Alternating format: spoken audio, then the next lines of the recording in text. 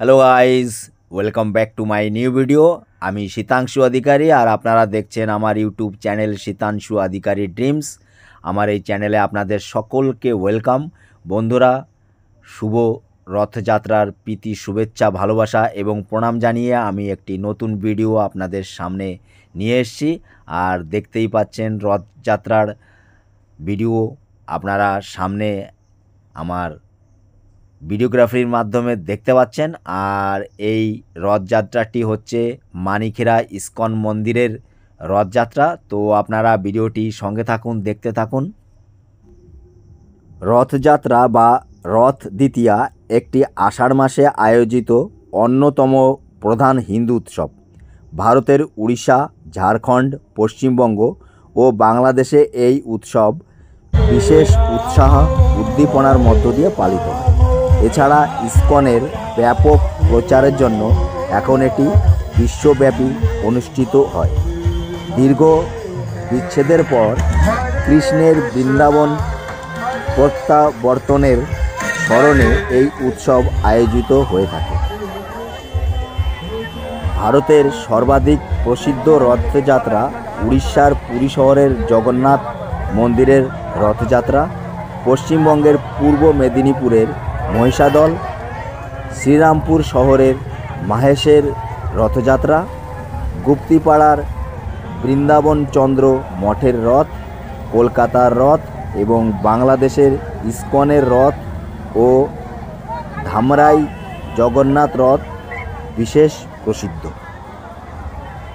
এবং এই উৎসবটি পালনকারী হিন্দু ধর্মীয় পালন বিশ্বব্যাপী। শুরু আষাঢ় শুক্লা দ্বিতীয়া এবং সমাপ্তি আষাঢ় শুক্লা দশমী। সংগঠন বার্ষিক উৎসব এটি। তো বন্ধুরা, আপনারা আমার ভিডিওর মাধ্যমে সঙ্গে থাকুন, দেখতে থাকুন। রথযাত্রা উপলক্ষে বিভিন্ন স্থানে মেলার আয়োজন করা হয়। পশ্চিমবঙ্গে রথযাত্রার সময় যাত্রাপালা মঞ্চস্থের রীতি বেশ জনপ্রিয়। শ্রী রামকৃষ্ণ পরমহংসদেব, তার স্ত্রী মা সারদা দেবী, নাট্যকার গিরিশচন্দ্র ঘোষ, সাহিত্য সম্রাট বঙ্কিমচন্দ্র চট্টোপাধ্যায় সহ প্রমুখ ব্যক্তিরা রথের বিখ্যাত মেলা পরিদর্শনে আসতেন।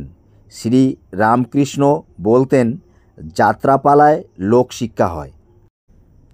রথযাত্রা দুটি সংস্কৃত শব্দ থেকে উদ্ভূত হয়েছে। রথ শব্দের আবিধানিক অর্থ অক্ষ, যুদ্ধযান বা কোনো প্রকার যানবাহন অথবা চাকাযুক্ত ঘোড়ায় টানা হালকা যাত্রীবাহী গাড়ি, এবং যাত্রা হলো কোথাও গমন, অতিবাহন বা তীর্থযাত্রা। অন্যদিকে জগন্নাথ শব্দটির ব্যুৎপত্তিগত অর্থ জগৎ বা বিশ্ব ব্রহ্মাণ্ডের প্রভু। জগন্নাথ কথাটি তৎপুরুষ সমাস। এটি জগৎ ও নাথ শব্দের সংমিশ্রণ গঠিত।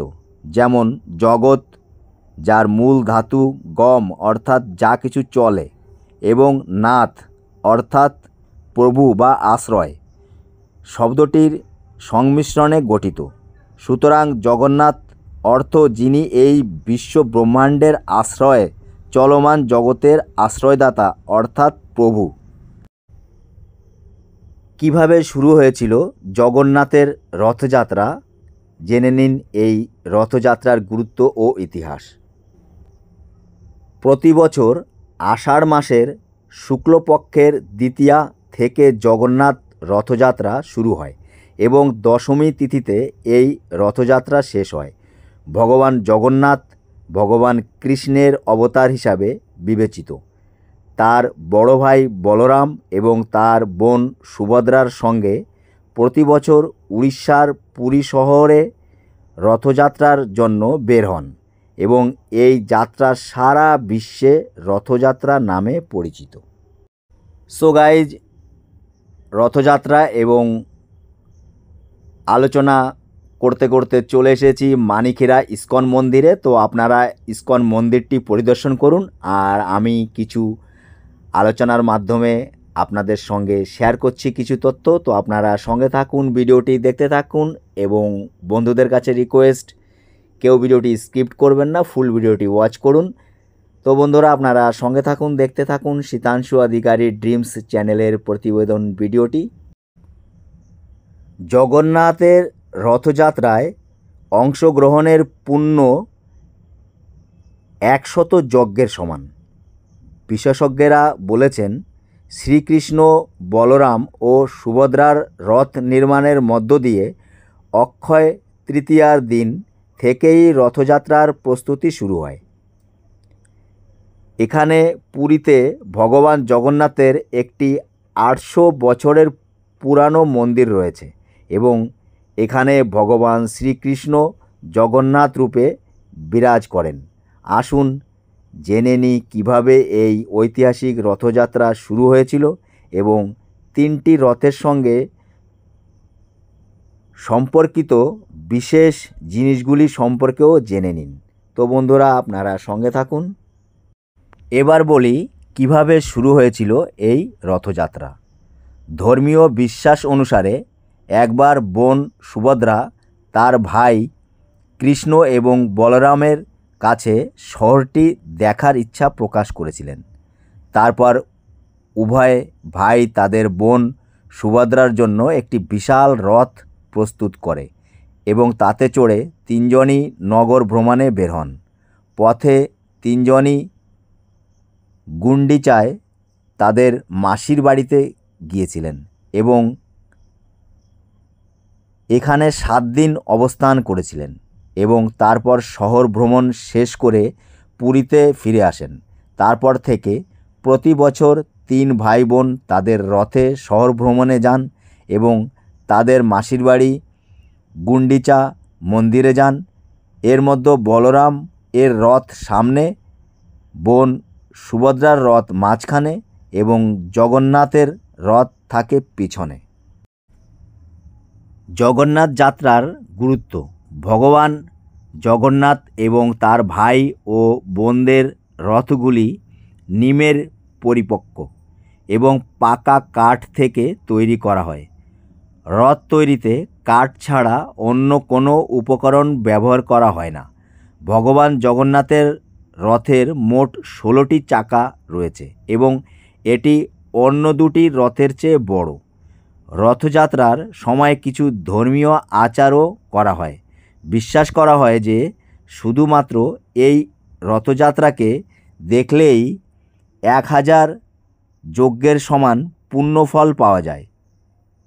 যখন তিনজনই সাজে এবং রথযাত্রার জন্য প্রস্তুত হয়, তখন পুরীর রাজা গজপতির পালকি আসে এবং তারপর রথের পুজো হয়।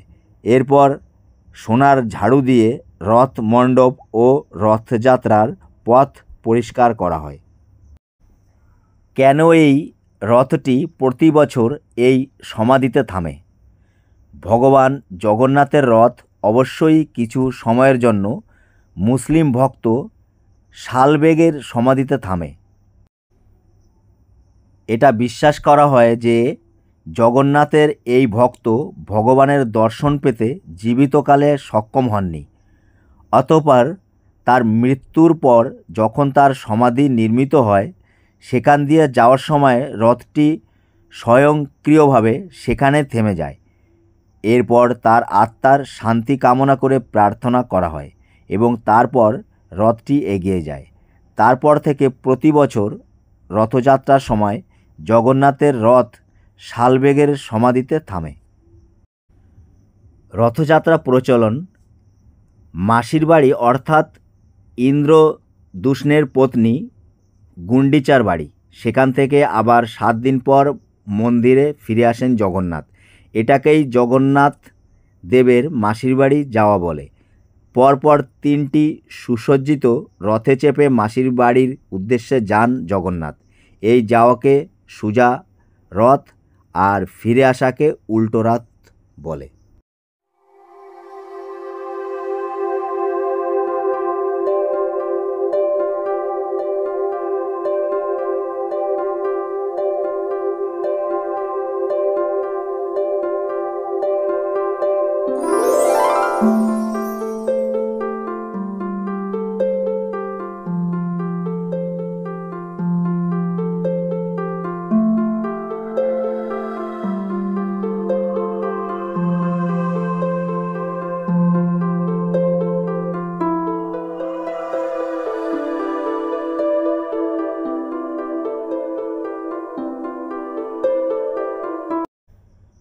হরে কৃষ্ণ কৃষ্ণ কৃষ্ণ হরে হরে, হরে রাম রাম রাম হরে হরে।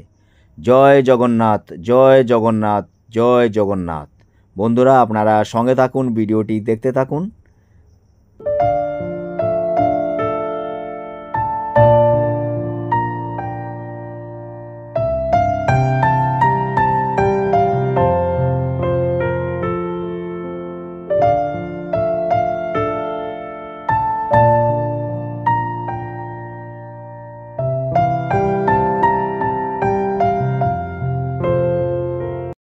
যে সমস্ত বন্ধুরা আমার ভিডিওর মাধ্যমে এই রথযাত্রাটি দেখছেন এবং যে সমস্ত বন্ধুরা আমার ভিডিওর মাধ্যমে পুরো ভিডিওটি দেখলেন এবং রথযাত্রাটি পরিদর্শন করলেন, সেই সমস্ত বন্ধুদের এবং পৃথিবীর সকলের মনের ইচ্ছা যেন জগন্নাথ ভগবান পূর্ণ করেন, সেই আশা রেখে আমি ভিডিওটি আর লেন্থি করব না। আপনারা আপনাদের মূল্যবান সময় দিয়ে আমার ভিডিওটি দেখলেন। ভিডিওটি কেমন লাগলো অবশ্যই কমেন্ট সেকশানে লিখে জানাবেন এবং আমার চ্যানেলটি যদি আপনাদের ভালো লাগে তো চ্যানেলটি সাবস্ক্রাইব করে আমার পাশে থাকবেন। সবাই সুস্থ থাকুন, ভালো থাকুন, সবাইকে টাটা বাই বাই। সামনে আবার কোনো নতুন ভিডিও নিয়ে আপনাদের সামনে উপস্থিত হব। ততক্ষণের জন্য take care my all friends.